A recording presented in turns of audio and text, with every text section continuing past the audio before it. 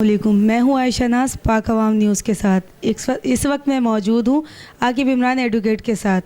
آئیے ان سے ان کی ذاتی زندگی کے بارے میں جانتے ہیں۔ السلام علیکم سر۔ وعلیکم السلام۔ سر آپ یہ بتائیے، آپ لوگوں کو قانونی مشاورات فراہم کرتے ہیں اور لوگ آپ پر اتنا بھروسہ کرتے ہیں، اس کی کوئی خاص وجہ سر؟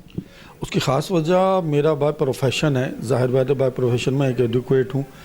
جس طرح بائی پروفیشن ایک ڈاکٹر ہوتا ہے تو آدمی جب مریض بیمار ہوتا ہے تو ڈاکٹر کے پاس جاتا ہے، اسی طرح جب اس کو کوئی بھی قانونی پیچیدگیاں ہوتی ہیں تو وہ ظاہر بات ہے اپنی قانونی مشاورات کے لیے وہ وکیل کا دروازہ نوک کرتا ہے۔ ظاہر بات ہے تو اس سلسلے کے اندر جب ہمارے پاس کوئی آتا ہے یا ہم سے کوئی کانٹیکٹ کرتا ہے تو ہم کوشش کرتے ہیں کہ حتی الامکان کوشش کرتے ہیں کہ اس کے تمام اس کو جو بھی مشورہ دیں قانون کے نقطۂ نظر کے مطابق ہو، اس میں چاہے فیملی میٹر ہوں، اس میں چاہے پراپرٹی میٹر ہوں، یا جس چیز کے لیے بھی وہ ہم سے رجوع کرتا ہے تو ہماری پہلے حتی الامکان کوشش یہ ہوتی ہے کہ ہم اس کو وہ راستہ دکھائیں جو قانون نے دیا ہے یا قانون میں موجود ہے وہ راستہ۔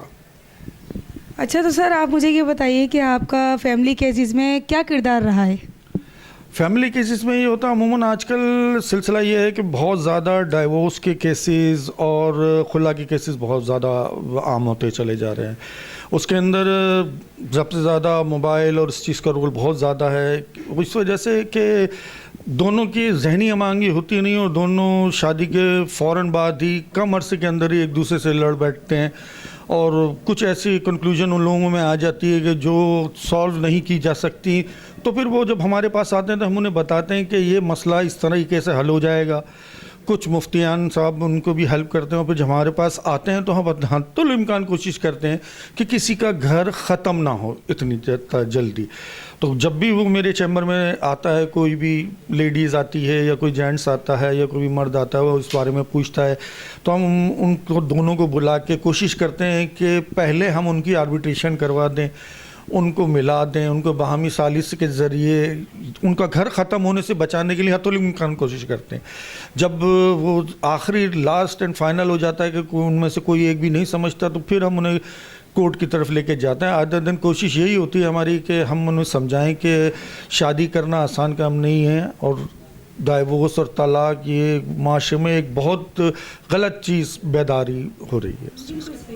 اچھا سر، آپ مجھے یہ بتائیے کہ آپ قانونی مشاورات مفت فراہم کرتے ہیں؟ جی بالکل۔ پہلے تو جب آتے ہیں ہمارے پاس کوئی بھی کلائنٹ آتے ہیں یا کوئی بھی شخص یا کوئی آتا ہے تو ہم اس کو پہلے ہمارا یہی ہوتا ہے کہ ہم اس کو قانون کی ABC بالکل مفت فراہم کرتے ہیں۔ اس میں ہماری کوئی فیس نہیں ہوتی، وہ جس طرح سے ہمارے سے چاہتا ہے مشاورت لینا اس حد الامکان ہم کوشش کرتے ہیں اس کو مشورہ دیں۔ اور ظاہر بات ہے کہ ہمیں اللہ تعالیٰ نے تعلیم دی ہے، ہمیں سمجھ دی ہے، قانون کی تمام تیر تر سمجھ بوجھ رکھتے ہوئے ہم اس کو ہر طریقے سے اس کو سمجھانے کی کوشش کرتے ہیں اور اس میں ہم اپنی کوئی فیس نہیں رکھتے اس کے اندر۔ اچھا، تو سر مجھے آپ یہ بتائیے کہ اگر آپ وکیل نہ ہوتے تو کیا بنتے؟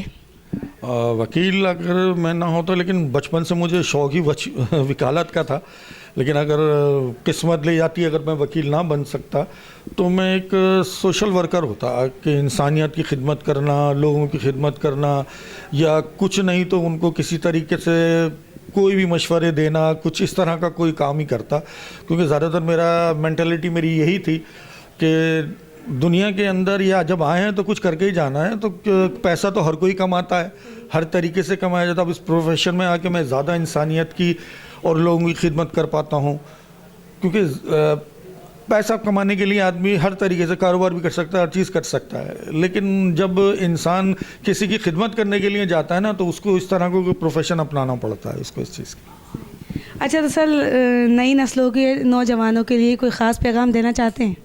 جی بالکل، نئی نسل کے نوجوانوں کے لیے میرا خاص پیغام یہ ہے کہ وہ شارٹ کٹ نہ ڈھونڈا کریں کبھی بھی، ہمیشہ تعلیم پہ توجہ دیں، تعلیم حاصل کریں۔ تعلیم شعور بھی دیتی ہے اور برائٹنیس آف لائف بھی دیتی ہے۔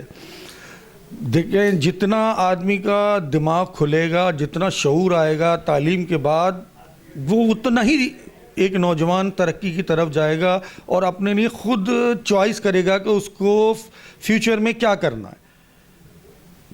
اچھا تو سر آپ مجھے یہ بتائیے آپ نے وکالت جب پڑھی وکالت شروع کری اس کے پروسیس کے دوران آپ کو کن کن مشکلاتوں کا سامنا کرنا پڑا؟ ظاہر بات ہے جب کسی چیز کی تعلیم حاصل کی جاتی ہے تو اس کو ایک ظاہر بات دماغی اور ذہنی طور پر آدمی پورے طریقے سے تیار ہوتا ہے اس چیز کو پڑھنے کے لیے، اس چیز کو ڈگری حاصل کرنے کے لیے دن رات آدمی پڑھنا پڑتا ہے، ہر چیز کرنی پڑتی ہے. تو وہی جو ایک ایجوکیشن کے اندر ریکوائرمنٹ ہوتی ہے آدمی کو پڑھنا لکھنا ہر چیز، وہی چیز میں نے کی. اور آج اللہ کا شکر ہے کہ میں یہاں 22-25 سال سے بیٹھا ہوا وکالت کر رہا ہوں. اور یہ نہیں کہ فیس نہیں لیتا، فیس بھی لیتا ہوں، لوگوں کی خدمات بھی کرتا ہوں. جس طرح اللہ تعالیٰ مجھے توفیق دیتا ہے میں لوگوں کی خدمات بھی انجام دیتا ہوں. ہاں اچھا تو سر میں نے آپ کے بارے میں سنا کہ آپ سماجی خدمات میں بہت ماشاءاللہ اعلیٰ مقام رکھتے ہیں. تو مطلب اتنی مصروفیات کے باوجود آپ سماجی خدمات کے لیے کس طرح وقت نکالتے ہیں، مجھے یہ بتائیں.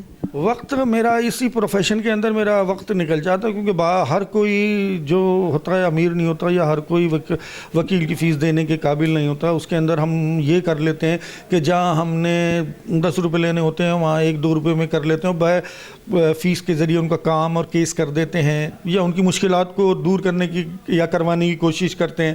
یا بعض ٹائم پہ ایسا ہوتا ہے کہ بہت زیادہ غریب لوگ بھی آتے ہیں تو ہم بغیر کچھ فیس لیے ہوئے بھی ان کے جو بھی مشکلات ہیں اور جو قانونی پیچیدگیاں ان کو حل کرنے کی کوشش کرتے ہیں اور کرتے رہتے ہیں. جی ناظرین، یہ تھے عاقب عمران ایڈوکیٹ جو کہ دی لائر ایسوسی ایٹس کے آنر اور ASF سٹی پروجیکٹ کے لیگل ایڈوائزر بھی ہیں. اسی کے ساتھ چلتے ہیں اپنے پروگرام کے اختتام کی جانب. کیمرہ مین نوید اقبال کے ساتھ عائشہ ناز، پاک عوام نیوز، کراچی.